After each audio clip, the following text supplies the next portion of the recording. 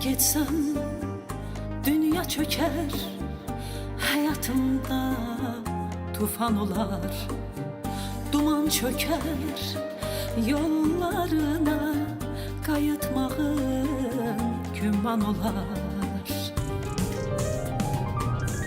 Bu itirmek korkusuyla yaşamağın anlamı ne? Fırtınalı deniz kimi sakitleşip susmağın ne? Könlüm bir anılar sensiz, dünyam talan olar sensiz. Bir gün geçsen ben neylerem, kalbim nece düzer sensiz. Könlüm bir anılar sensiz, dünyam talan olar. Salam əziz tamaşaçılar. Liman yenə səsə, sözə və duyğuya açılır. Bugün limanda səsi ilə könüllərə toxunan bir sənətkarla keçmişin xatirələri, yaşanan duyğular və gələcəyə aparan arzular lövbərində kök salacağıq. Gülyanaq Məmmədova qonağımızdır.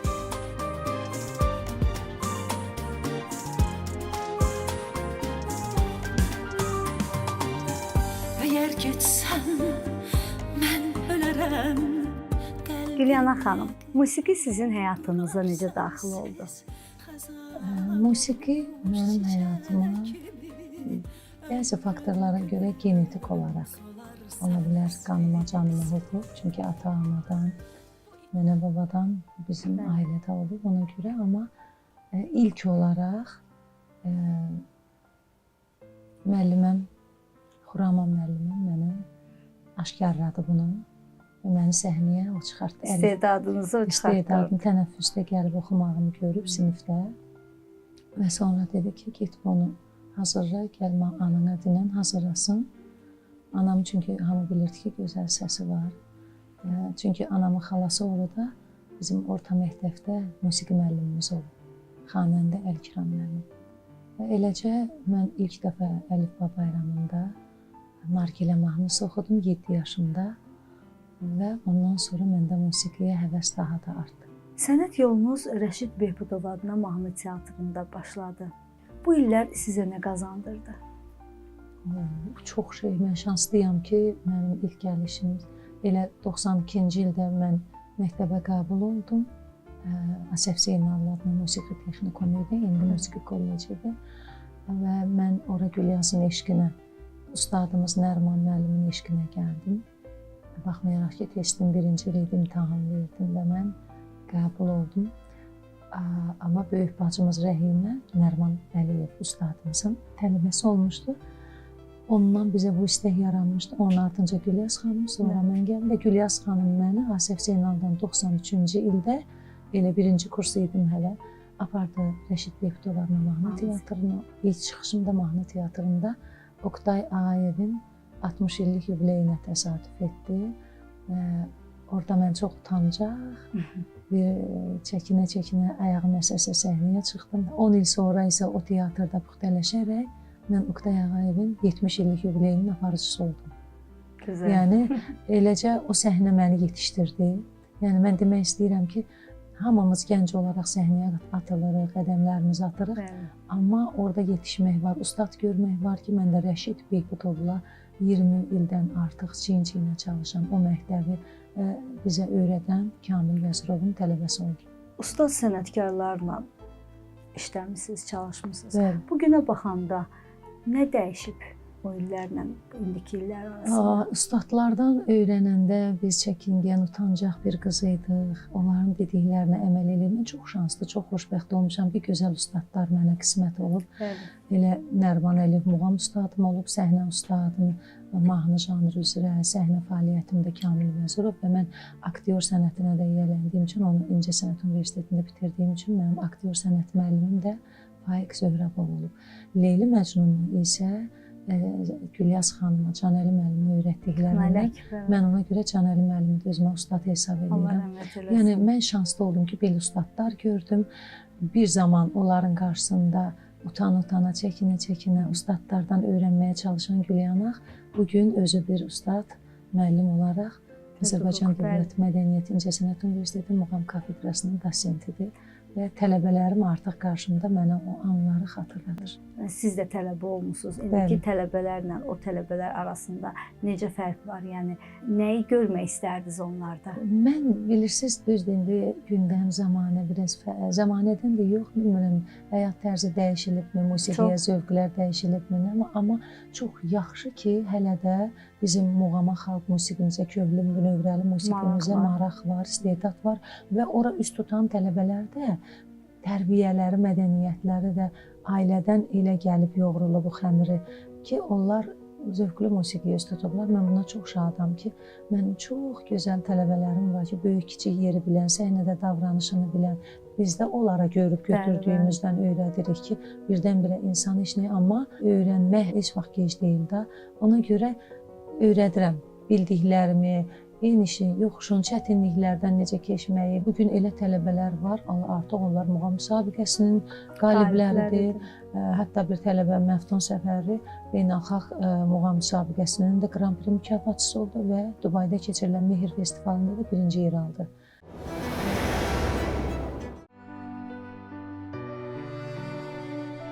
Hər bir adamın həyat hekayəsinin, mübarizəsinin sonu bir lövbərdə kök salır.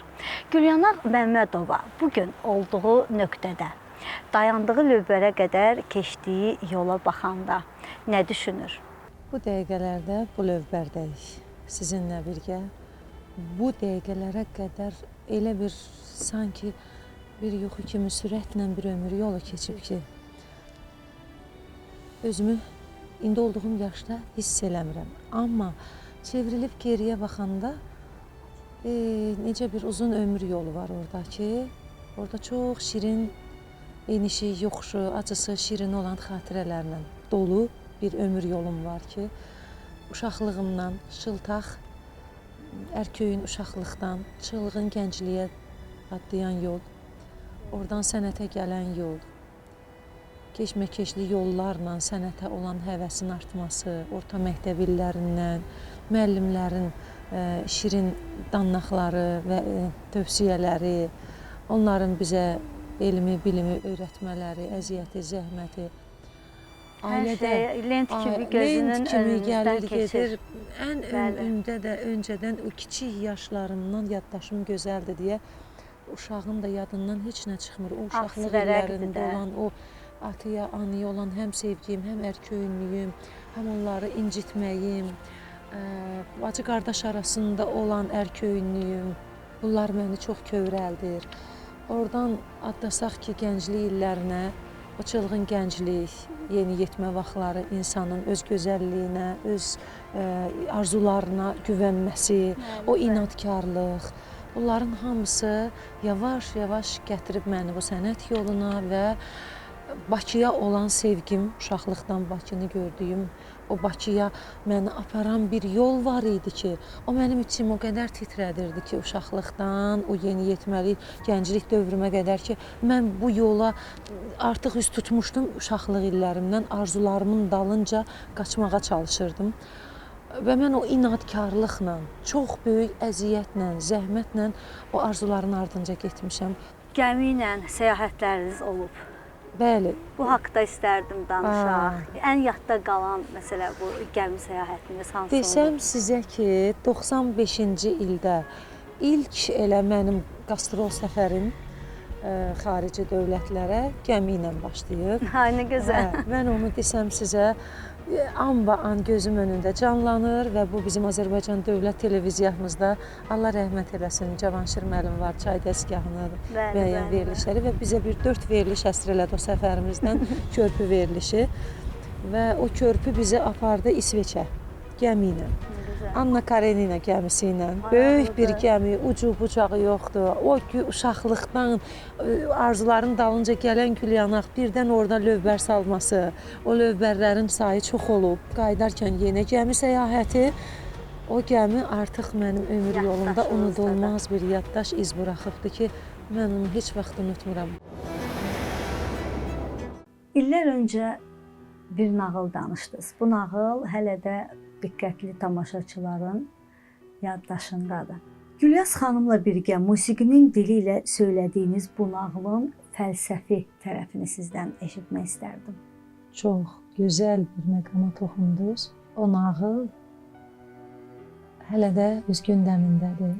Heç vaxt öz mənasını itirmir. Çünki hər insan ömrü bir nağıldır. Mənim də həyat talihim bir nağıldır, sənin də. Biz isə orada muğamın dili ilə bir nağıl danışdıq. Orada bir neçə məqamlar var idi ki, bu məqamlardan biri muğamın müasir gənclərə ötürmək, sevdirmək, yeni üslubda, ritm üzərindən, industrial formada bir məqam o idi. İkinci məqam o nağılda qərbin, şərqin bir-birinə sintezi. Birimiz qərbi əks etdirdik, birimiz şərqi və o uşağa bu nağılı danışdınca bizim gələcəyimiz olan o uşağın həyata baxışlarının dəyişməsi ki, qərbin haqqında gələndə bu niyə qorxu, həyəcan keçirir, şərqdən danışan bir uşağın özü, yəni müsbət və mənfi tərəflərinin müqayisəsini hiss eləməyi uşağın və bu bir həm də o deməkdir ki, biz uşaqlara çox incə yanaşmalıyıq. Eyni zamanda həyatın zamanı necə gedişatı orada öz əksini tapır. Bəzən saatın dərsinə fırlanmağı, çörəyin təndirə yapılması, yaşlı bir əlin orada görürsünüz. Onların hamısı elə bir düşüncə tərzi ilə düşünülmüşdür ki, ona Gülyaz Gülyanağın gücü yetməzdi. O nağılı düşünüb, onu klipdə öz əksini, ssenarisini verən Vahid Seyfullah Mustafayevlər idi ki, mən bunu hər zaman deməyi özümə borc bilirəm. Çünki o nağılın qəhrəmanları onlar idi, biz yox. Onlar o nağılı özləri çox səmimi, sadə bir insan belə bir nağılı bizim üzərimizdə qurduqları üçün, bizim dilimizlə xalqa çatdırdıqları üçün sağ olsunlar. İlk klipimiz idi, ilk nağılımız idi bu bizim. Çox maraqlı və hər zaman yadda qalan, unudulmayan bir an idi. Səhnədə sizi ən çox həyəcanlandıran və ruhlandıran hansı məqamlardır, nədir? Bu çox qəşəng sualdır. Səhnə öncəsi əgər həyəcan yoxdursa, demək ki, onun sənətində məsuliyyəti yoxdur.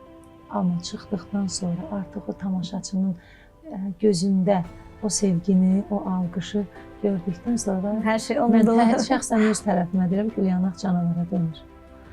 Yəni, nə mənada, mən artıq o səhnədə mən nəsə eləməliyəm, özümü unuduram, sanki Allahla təmasda oluram ki, o gücü, o enerjini həm o mənə verir, həm o sevgini mənə bəxş eləyib və orada da onu mən sözlə deyə bilmirəm ki, mən necə bir uçuram göylərdə.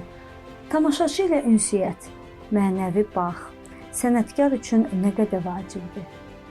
O çox vacibdir, tamaşaçını hiss etmək, onlarla o ünsiyyəti yaratmaq. Ona görə də sən ürəyini qoymasan, tamaşaçının ürəyini ələ verməlisin. Onu tamaşaçı elə gözəl hiss edir.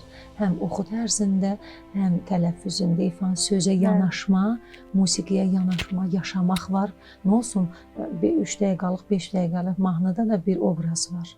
Axı onu yazan müəllif orada ürəyini qoyub, həyatını qoyub, ürəyinin notları və şairin ürəyindən süzülüb gələn sözün dəyəri, qüvvəti, qüdrəti böyükdür axı. Onu biz orada obraz kimi canlandırmağı bacarmalıyıq, yaşayaraq. Yaşamasan, tamaşaçı da səndən onu hiss edib yaşamayacaq. Müasir musiqi mühiti ilə klassik dəyərlər arasında balans haqqında fikirləriniz. Sizcə o bugün necə qorunur? Nəinki bizim Azərbaycanda, mən deyərdim, dünyanın hər yerinə sıçrayıb bu. Azərbaycan musiqisi o qədər dərindir, o qədər gözəldir. İstər klassik, milli janrı, hər tərəfli vokal janrı, o qədər də gözəl bizim ifaçılar deyim, yaradanlarımız olub ki, bu musiqiləri. Onlar ölən deyil, istəyir milyonlarla gündəmi müasir musiqi alsın. Bu illərlə öncə olub da biz uşaq olanda ara musiqiləri deyirdilər onlara, arada, toylarda, düyündə oxunan. Onlar gəlir, gedir. Amma Azərbaycanı xarici dövlətdə də, elə Azərbaycanda da hər zaman qoruyub saxlaya biləcək bizim kökdən bünövrəli xalq musiqimiz, muğamlarımızdır. Macəra, rahatlıq və etibarlı yol yoldaşı.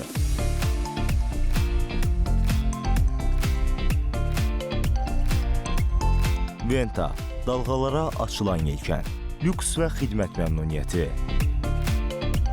Bizimlə səyahətə hazırsınızmı?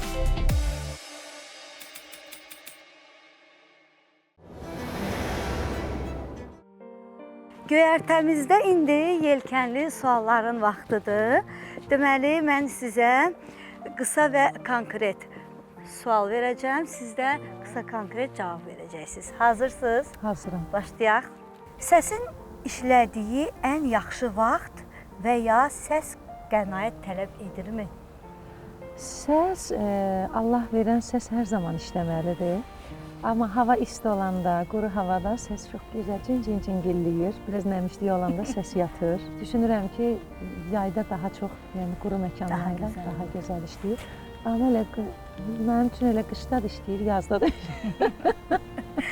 Səhnə, həyəcan yoxsa rahatlıq? Hər ikisi. Həyəcandan sonra uğurun ardından rahatlıq gəlir. Muğam yoxsa estrada? Muğam. Çünki hamısı ondan doğur. Tək qalmaq yoxsa səs-küy içində olmaq? Mən səs-küydə olmuşam həmişə. Çünki mənim tamaşaçı kütləm var. Ona görə sevirəm. Alqışlar yoxsa sükut? Alqışlar. Mən alqışlarla gəldim. Dəniz yoxsa dalğalar? Siz qaynar həyatsınız, nəğməyə qanatsınız. Sahili şən dalğalar, ay mirvari dalğalar. Bax belə. Risk etmək yoxsa gözləmək? Risk etməyi sevirəm, amma gözləyib səbr etmək də yaxşıdır. Musiqisiz bir günü necə təsəvvür edirsiniz? Musiqi mənim həyatımdır. Musiqisiz özümü təsəvvür edə bilmirəm. Musiqi ilə doğuldum, musiqi ilə yaşadım, musiqi ilə sevildim, musiqi ilə ucaldım. Hər şeydə musiqi var. Mənə üfüq boyda geniş səmanı, göydə ulduzları, yerdə dumanı, dənizdə dalğanı sən bağışladın, bu hüsnü mənanı sən bağışladın, dənizdə dalğanı sən bağışladın, bu hüsnü mənanı sən bağışladın, bağışladın, bağışladın. Məni bu dünyaya sən bağışladın, bağışladın, bağışladın. Dünyanı sən mənə, sən bağışladın, dünyanı sən mənə, sən bağışladın.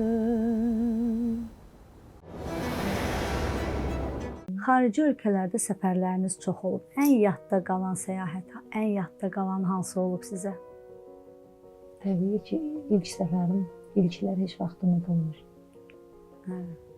İnsan həyatında nə olursa olsun, ilklər hər zaman yaddır. Hamısı yadda qalanda, amma ilklər unudulmur heç vaxtı. İlk səfərim İsveçdən başlayıb, qeyd etdiyim kimi, Malmö səfərimdən 40 min insanın qarşısında Azərbaycan musiqisini təqdim etmək mənim üçün ən yadda qalan ilk səfər və ilk gördüyüm xarici səfər idi ki, özümü çox xoşbəxt hiss edirdim mən o səhnədə və ondan sonra biz Avropa ölkələrinə, Almaniyanın çox şəhərlərində, saysız hesabsız Avstriyada, Fransada olmuşam, Amerikada, Amerikanın bir çox ştatlarında, Kaliforniyada və s. Harda, hansı ölkələrdə olmuşuqsa, elə Rusiyanın bir çox şəhərlərində. Hamısı da maraqlı. Hamısı biri-birindən maraqlı. Biraz öncə də demək ki, bunlar hamısı bir ömür yoludur bizim həyatımızda. Unudulmaz izlər buraxıb. Türk dilli dövlətlərimiz bizim qardaş dövlətlərimizdir. Təbii ki, bizim dilimiz, dinimiz, tariximiz, mədəniyyətimiz hər zaman bir-birinə doğma, əziz, yaxın olub və kökdən bir qardaşlıq, dostluq var ki, bu hər zaman öz əksini tapıb hər dövrdə, amma bugün daha da inkişaf etməkdədir və mən musiqi mədəniyyətimizin də bir-birinə doğmalığı, yaxınlığı məni də buna vadar etdi ki, mən o dövlətlərə üz tutdum. Hər birində milli mənəvi dəyərlərin qorunmasına şahid oldum, musiqinin mədəniyyətinin yaxından tanış oldum və onların Azərbaycana sevgisini, musiqimizə olan sevgisini gördüm və mənim də onlara olan sevgimdən mən istər Özbəkistan, istər Qazax, Qırğız, Türkmən, Türkiyə, bizə hamısının musiqilərini oxumağa can atdım və çox şadam ki, ilk olaraq Türkmənistandan başladım. Bir çox səfərlərimdə Türkmənistanda mən 4 dəfə solo konsert vermişəm 2000-ci illərdən üzü bəri və ən də yadda qalan odur ki, Türkmənistan dövlət başçısının Qurbanqulu Berdimuxammədovun özünün doğum günündə 4 il ardıcıl iştirak etmişəm öz dəvəti ilə. Ona hər zaman minnətdar olmuşam ki, Azərbaycan musiqisinə dəyər verib və onun sərəncamı ilə mən Türkmənistan prezidentinin Altun Əsir Bəşirin yenicisi oldum. Bugün zirvədəsiz və geriyə baxanda nələri xatırlayırsınız? Mən zirvədəyəm deyəndə mən zirvəyə doğru hələ də getməkdəyəm. Çünki arzularım çoxdur, arzudan arzu doğur. Amma bu arzularıma şükür nail olduğum üçün şanslıyam, xoşbəxtəm. Amma dönüb geriyə baxanda bu sənət yolunda çox böyük əmək, zəhmət, çox çətin anlar, çətin yollar. Nüsrət Kəsəməlinin bir şeiri var, biri var da, biri yoxdur. O anlar belə durur. Hər şey olmasa da maddiyyat. Bu sənət yolunda onun da öz rolu var ki, maddi tərəflərindən özünü təmin eləməlisən, nəysə alıb, qoyub çıxmaq, tamaşaçı önünə getmək və o anda mənə kömək olan insanları da heç vaxt unutmuram.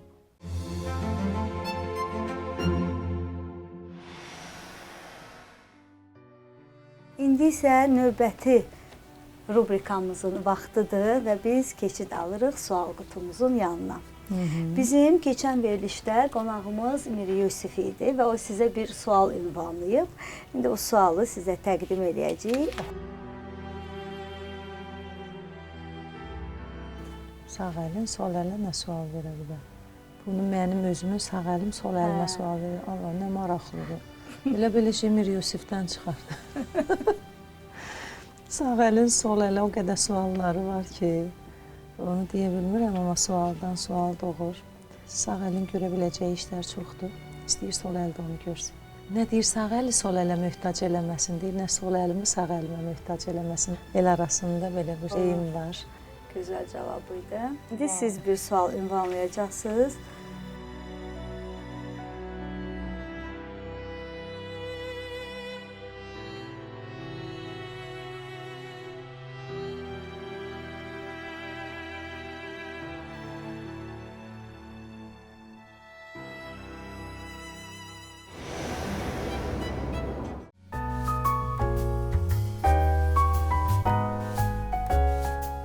Görüşlərin, ayrılıqların hərəsindən bir iz saxlayır özündə.